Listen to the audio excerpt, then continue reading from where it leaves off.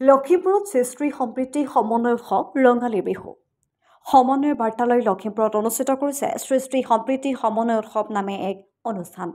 সদৌ লখিমপুৰ জিলা কোচ ৰাজবংশী সংগ্ৰাম সমিতি, বহুভাষিক কাব্য কানন, লখিমপুৰ জিলা বহুভাষিক কবি সন্মিলন আৰু সদৌ লখিমপুৰ জিলা নাগৰিক সমাজৰ উদ্যোগত দিনজোৰা বৰ্ণাঢ্য কাৰ্যসূচীৰে অনুষ্ঠিত হয় সৃষ্টি সম্প্ৰীতি সমন্বয় উৎসৱ নামেৰে ৰঙালী বিহুৰ অনুষ্ঠানটোৰ লগত সংগতি ৰাখি পুৱা বন্তি প্ৰজ্বলন, স্মৃতি তৰ্পণ আদি অনুষ্ঠানৰ পাছতেই আকৰ্ষণীয় কণীটোচ বিহু প্ৰদৰ্শনকে আদি কৰি বহু সৃষ্টি সম্প্ৰীতি সমন্বয়েৰে এই উৎসৱটো উদযাপন কৰা হয়।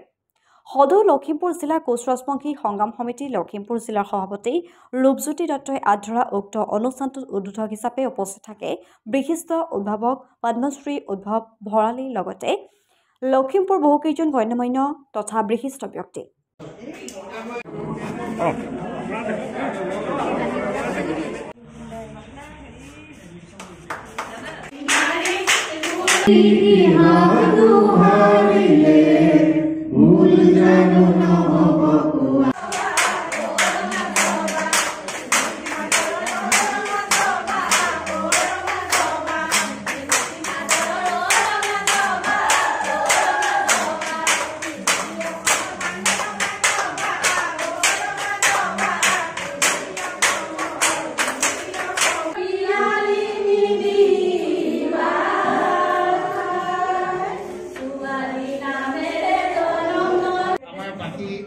মণ্ডলীয়ে এইটো প্ৰতিকী ৰূপত আমি জীয়াই ৰাখিব বিচাৰিম।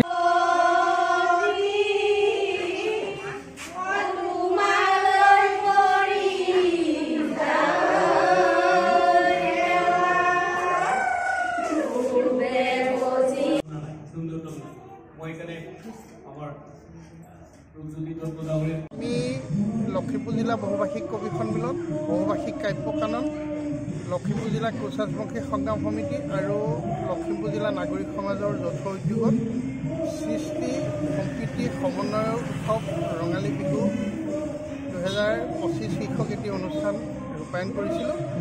এই অনুষ্ঠানটোৰ জৰিয়তে আমি সমন্বয়ৰ এক বাৰ্তা দিব বিচাৰিছোঁ। যিহেতু বহাগ সম্প্ৰীতি, সৃষ্টি আৰু সমন্বয়ৰ মাহ বুলি অভিহিত কৰা হয়, গতিকে এই বহাগৰ জৰিয়তে আমি সম্প্ৰীতি সমন্বয়ৰ বাৰ্তা দিব বিচাৰিছোঁ সমগ্ৰ ৰাজ্যবাসীক।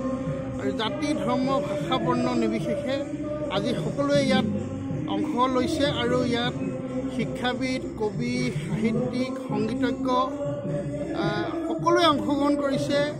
কেইবাটাও জনগোষ্ঠীয় সাংস্কৃতিক বিহু দলে অংশ লৈছে, কেইবাগৰাকী গীতিকাৰে অংশগ্ৰহণ কৰিছে, বহুকেইগৰাকী সাংবাদিক, শিক্ষাবিদ, কবি, সাহিত্যিক, সমাজসেৱী, মুক্তিযোদ্ধাই অংশ লৈছে। আৰু এই অনুষ্ঠানৰ জৰিয়তে আমি সমন্বয়ৰ এক বাৰ্তা দিব বিচাৰিছোঁ।